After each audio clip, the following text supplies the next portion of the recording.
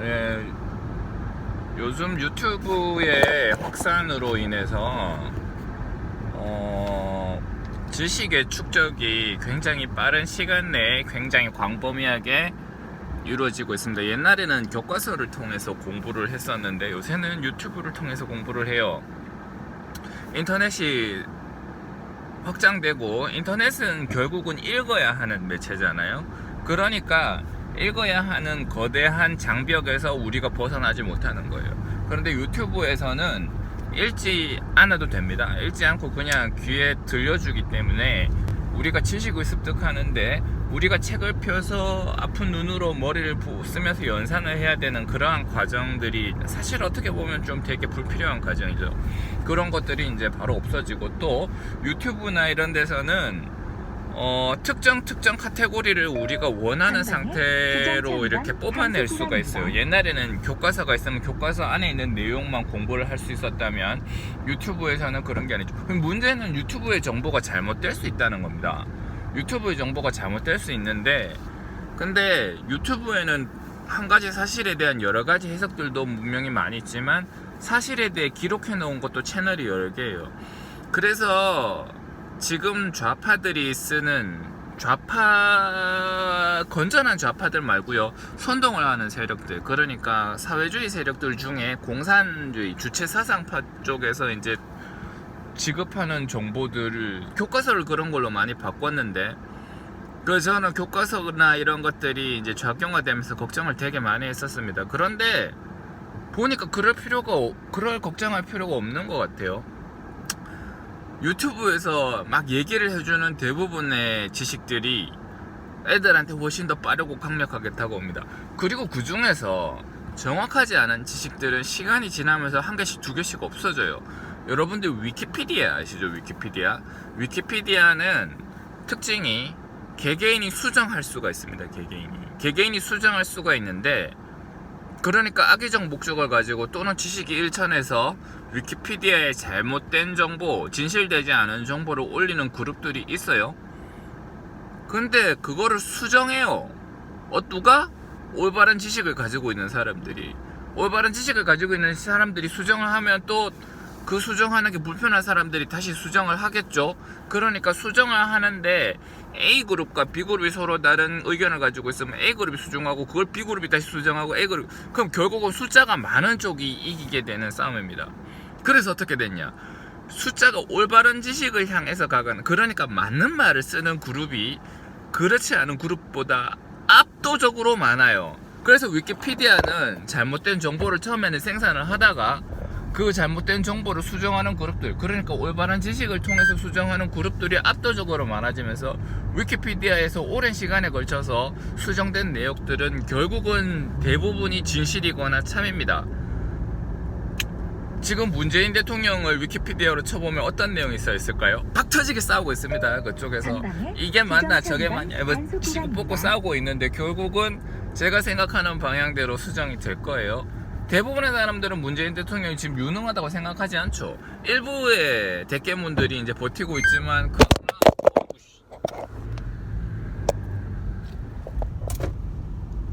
그러나 그것들은 결국 수정이 돼서 맞는 방향으로 수정이 될 거예요. 그리고 비슷하게 유튜브도 다양한 채널들을 가지고 있습니다. 다양한 채널들을 가지고 있는데, 올바른 지식과 올바르지 않은 지식들이 혼재되어 있어요. 그렇지만 그 중에 올바르지 않은 지식들은 문매를 맞고 시간이 지나면 사라지게 됩니다. 그러니까 지식을 제공하는 채널이 굉장히 광범위하고, 그 중에 올바른 사람들이 그걸 다 수정하는 거예요. 잘못된 걸로 이득을 보는 사람들이 일시적으로 그게 셀 수는 있겠지만, 제가 예전에도 말했지만, 거짓말을 하는 그룹들은 일시적으로는 이득을 보는 것 같아도 중장기적으로는 반드시 손해를 보게 돼 있습니다. 그러니까 그런 그룹들은 자기들이 손해를 보면서까지 그 정보를 거짓말을 우길 이유가 없는 거예요. 그러니까 시간이 지나면 다 디스카드 되는 거라고. 예를 들어 우리 교과서를 봅시다.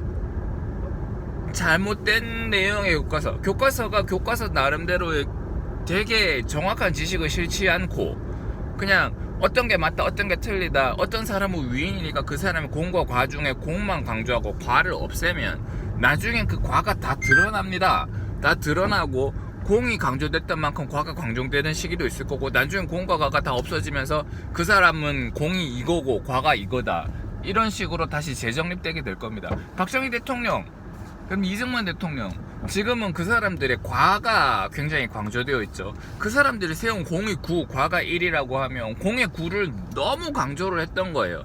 그러니까 그에 대한 반발심 플러스 지금 정권을 획득한 사람들의 어떤 계산에 의해서 공이 많이 없어진 건데, 그렇지만 과가, 그렇기 때문에 과가 좀 강조되는 느낌도 있죠, 최근에. 그렇지만 그 사람들의 공과 과는 다시 재정립되면서 아마도 그 대통령들에 대한 평가는 다시 공이 많은 쪽으로 아마 갈 거예요. 그런데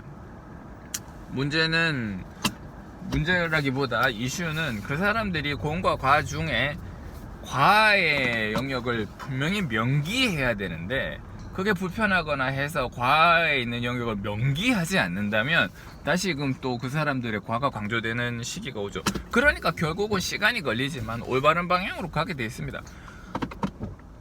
북한 사람들한테 세뇌를 막 열심히 했어요. 김씨 왕조가 최고다, 우리 장군님 축지법 쓰시네. 장군님 축지법 쓰기는 개뿔. 북한에 있는 애들이 과연 우리 장군님이 축지법 쓴다고 생각을 할까요? 장군님인지 아닌지도 잘 모르겠고, 그렇죠, 축지법 쓴다고 생각하는 사람 아무도 없을 거예요. 그런 겁니다. 그런 식으로 유튜브에 있는 지식들이, 제가 이제 교과서에서 이런 걸 싣는다 하더라도 그게 진실이 아니면 금방 디스카드 됩니다. 유튜브라든지 이렇게 멀티 채널들은 그런 거를 더 촉진시키는 좋은 역할을 하죠. 그래서 저는 이 유튜브가 되게 좋아요. 올바름에 있어서, 그러니까 진실에 있어서는 확실히 강력한 채널인 건 틀림없습니다. 애들 유튜브 본다고 너무 막 그렇게 혼내실 거는 아닌 것 같고, 제가 오늘 길에서 오다 보니까 웬 이제 20대 초중반의 아가씨가 유튜브를 보면서 오는데 막 역사 얘기를 막 하고 있는 거예요. 역사 얘기를 하고 있는데 민비에 대한 역사 얘기를 막 하고 있습니다.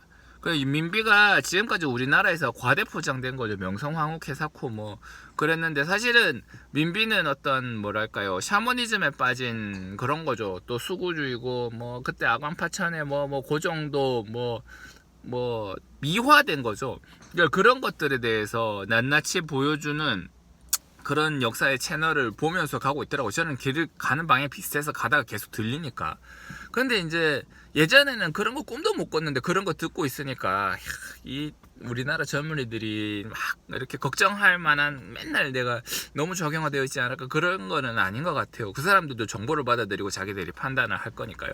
그래서 하여튼 뭐 그런 의미에 있어서 유튜브는 굉장히 좋은 거라고 생각을 합니다.